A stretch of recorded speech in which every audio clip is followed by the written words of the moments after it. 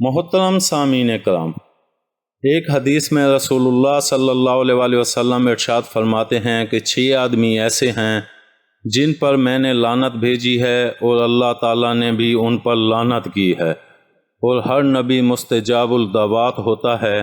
وہ 6 آدمی یہ ہیں: پہلا، اللہ کی کتاب میں زیادتی کرنے والا; دوسرا، وہ شخص جو جبر و قہر سے اقتدار حاصل کر کے اس آدمی کو عزت دے جس کو اللہ نے ذلیل کیا ہو، اور جس کو اللہ نے عزت عطا کی اس کو ذلیل کرے۔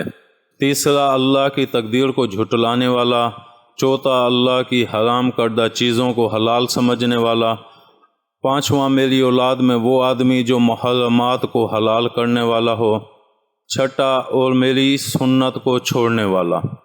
ایک اور حدیث میں آپ صلی اللہ علیہ وسلم نے فرمایا، جو کوئی نامحرم پر بری نظر ڈالے اور جس کے اوپر نظر ڈالے، دونوں پر اللہ تعالیٰ نے لعنت فرمائی ہے، باشرطیہ جس پر بری نظر پڑی ہے اس کے ارادے اور اختیار کو اس میں دخل ہو۔ حضرت ابو ہریرہ رضی اللہ تعالیٰ عنہ سے روایت ہے کہ رسول اللہ صلی اللہ علیہ وسلم نے ایسے مرد پر لعنت کی ہے جو عورت کا لباس پہنے، اور ایسی عورت پر لعنت کی جو مرد کا لباس پہنے۔ حضرت عائشہ رضی اللہ تعالیٰ عنہا سے کسی نے عرض کیا کہ ایک عورت مردانہ جوتا پہنتی ہے۔ حضرت عائشہ رضی اللہ تعالیٰ عنہا نے فرمایا کہ اللہ کے رسول صلی اللہ علیہ وسلم نے ایسی عورت پر لعنت کی ہے جو مردوں کے طور طریق اختیار کرے۔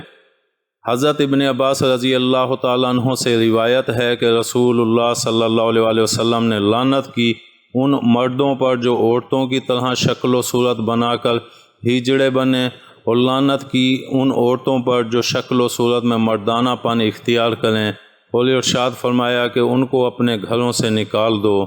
بخاری شریف میں ہے کہ حضرت عبداللہ بن مسعود رضی اللہ تعالیٰ عنہ نے فرمایا کہ اللہ کی لعنت ہو گودنے والیوں پر اور گدوانے والیوں پر، اور جو ابرو یعنی بھووں کے بال چنتی ہیں تاکہ بھویں باریک ہو جائیں، اور اللہ کی لعنت ہو ان عورتوں پر جو حسن کے لیے دانتوں کے درمیان کشادگی کرتی ہیں، جو اللہ کی خلقت کو بدلنے والی ہیں۔ امید ہے آپ کو ہماری یہ ویڈیو پسند آئی ہوگی۔ پسند آنے کی صورت میں لائک کریں، کمنٹ کریں اور شیئر کرنا مت بھولیں۔ ملتے ہیں اگلی ویڈیو تک۔ اللہ حافظ۔